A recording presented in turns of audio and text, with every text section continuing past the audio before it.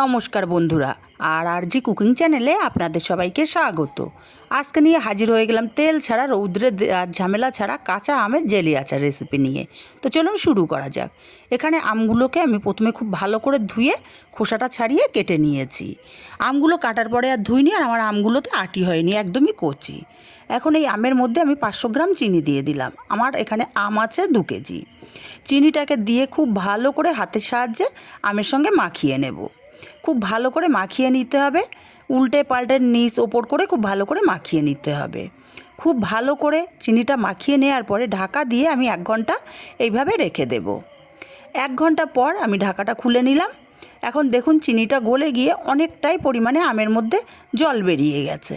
এখন এইভাবে সরাসরি আমি আমগুলোকে কড়াইতে ঢেলে দিলাম। কড়াইটা আমি উনুনে অলরেডি বসিয়ে দিয়েছি। এখন ঢেলে দিয়ে আমটাকে নাড়াচাড়া করে মিশিয়ে দেব।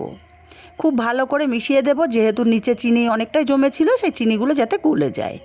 এইভাবে মিনিট 3 রান্না করে নেওয়ার পরে আমের কালারটা চেঞ্জ হতে শুরু করেছে। আবারও একটু নাড়াচাড়া করে দেব, দিয়ে আমি 5 মিনিট আমটাকে রান্না করে নেব।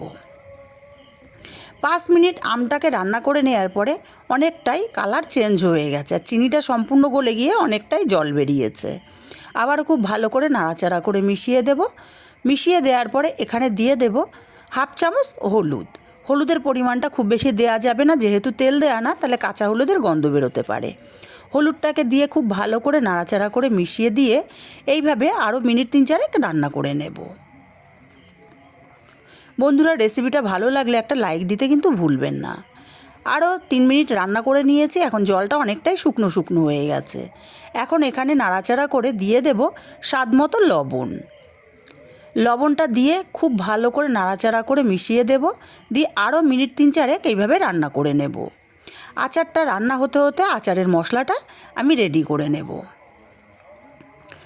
একটা কড়াইতে আমি দিয়ে দেব ঝাল অনুযায়ী শুকনো লঙ্কা। এখানে আমি 6টা-7টা শুকনো লঙ্কা ব্যবহার করেছি, আর 2টো তেজপাতা ছিঁড়ে দিলাম। 1 চামচ দিলাম গোটা জিরে, আর 1.5 চামচ দেব গোটা ধনে, 1 চামচ পাঁচফোড়ন, আর 1 চামচ মৌরি, আর দেব গোটা গরম মশলা, দারচিনি, লবঙ্গ আর এলাচ। মশলাটাকে লো ফ্লেমে ভেজে নিতে হবে, মশলাটা যাতে পুড়ে না যায়। মশলা থেকে সুন্দর গন্ধ বেরিয়ে গেছে। নামিয়ে ঠান্ডা করে আমি মিক্সচার জারে মশলাগুলোকে দিয়ে দেব। আর মশলাগুলোকে দিয়ে একদম মিহি করে গুঁড়ো করলে চলবে না, একটু দানা দানা করে মশলাটা গুঁড়ো করে নিতে হবে। মশলাটা রেডি, ঠিক এরকম দানা দানা করে মশলাটা করে নিতে হবে। এখন মশলাটা এক সাইডে রেখে দেব, আর এদিকে আচারটাও দেখুন অনেকটাই শুকনো শুকনো হয়ে গেছে। এখন এই পর্যায়ে একটু নাড়াচাড়া করে দিয়ে এখানে দিয়ে দেব 1 চামচ বিট লবণ। যে কোনো আচার জাতীয় জিনিসে বিট লবণ দিলে টেস্টটা দ্বিগুণ বেড়ে যায়। আর ভেজে রাখা গুঁড়ো মশলাটা দিয়ে দিলাম। বিট লবণ আর ভাজা মশলাটাকে দিয়ে খুব ভালো করে নাড়াচাড়া করে মিশিয়ে নিতে হবে।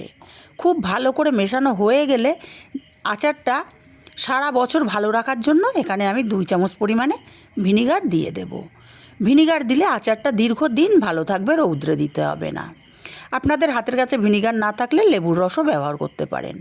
ভিনিগারটা দিয়ে খুব ভালো করে নাড়াচাড়া করে মিশিয়ে নামিয়ে নিয়েছি। রেসিপিটা কেমন লাগলো কমেন্ট করে জানাতে ভুলবেন না। ভালো লাগলে কাছের আত্মীয় স্বজন বন্ধুবান্ধবের কাছে শেয়ার করতে ভুলবেন না, একটা লাইক দিতে ভুলবেন না।